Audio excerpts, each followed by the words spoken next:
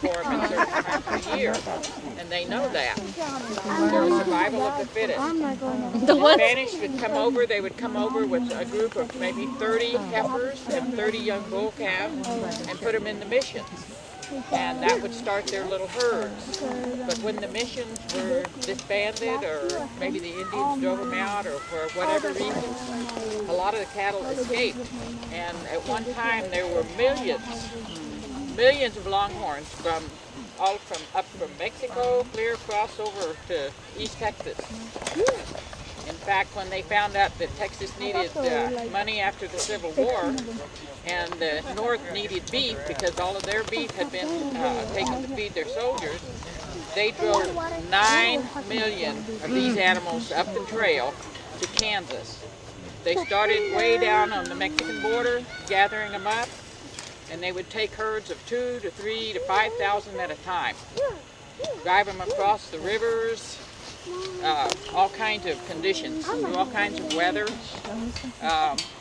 and that's what saved Texas. And they brought money back to be able to rebuild their ranches and their farms and take care of the people at home. And the meat was fed to people up north. So it was the Longhorns have had a big place in the history of this nation. How many Longhorn cattle are there now? There are a small group of what we call the pure-bred. These cattle have not been crossed with any other kinds of beef. We've blood typed them and visually inspected to make sure that they don't have Brahma or whatever else. We don't put the African cattle in them. A lot of the Longhorns that you see that have the big swoopy horns with no curl have some other type of beef animal in them. These are pure Longhorns. They're the Spanish cattle that started in this state. And are y'all trying to increase the number of them? Are y'all trying to increase the number of them?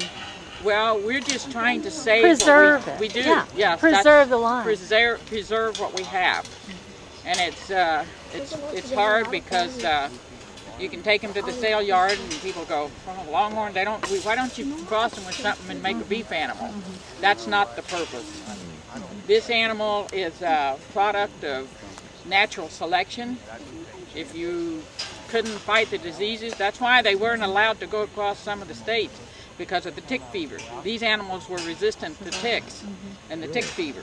The beef animals weren't. Wherever they went through, it left the domesticated cattle ill and dying, so they weren't welcomed. But they did save the North, and they saved Texas. So they're a historical animal that should be preserved, and they should be preserved in this state as they are, without crossing with other animals.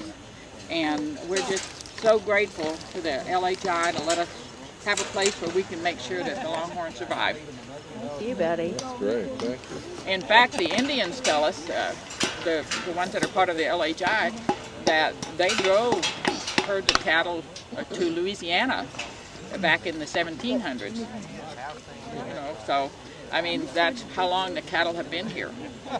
As long as there are missions in the North America, these cattle have been here.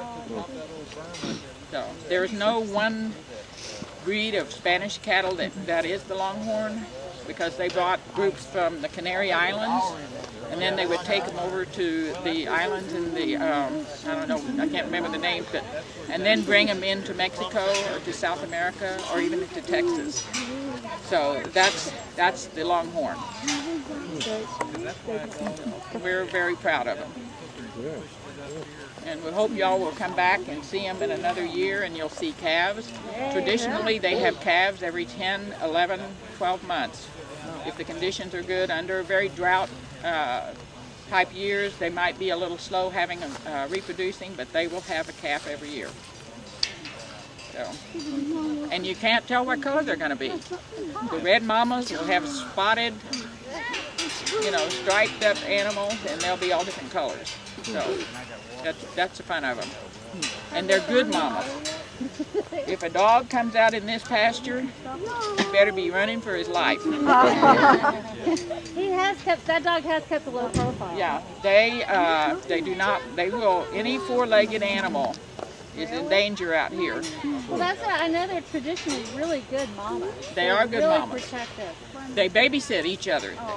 A couple of cows will keep all the calves while the others go out to feed. How are they like if they?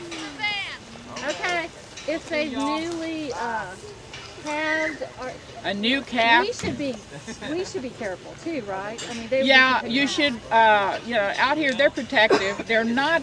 These animals are not. They've been domesticated long enough that these animals are used to us. We can walk among them. I always keep my eye open because they are an animal, you know. But you can walk among them, and we have some that we can pet. I don't like to do that because it makes them, because if they have these long horns and they know where the ends of them are, but you don't. Right. You could tell that by watching them interacting there, that one would get in the way of the other one and it'd go like this. They're, you know, they will have a pecking order. They do have a pecking order. There are some that are the leaders, and there are some that would just content to follow and eat and feed them to themselves. Now, when the new calves are born, they'll keep them off by themselves for a couple of weeks. Sometimes it'll be a month before we even see them. They'll hide. You could walk almost on top of one of them and wouldn't see it. Really? Yeah, when Mama tells them to lay down, they do. So it's very interesting. Not like my children. No. My kids don't mind me. But they're interesting because each one of them has a personality. Because they've learned to take care of themselves, even though they've been domesticated, they still do have that instinct. They still do. That's cool. Well, thank you. That was very interesting. Where did we get them?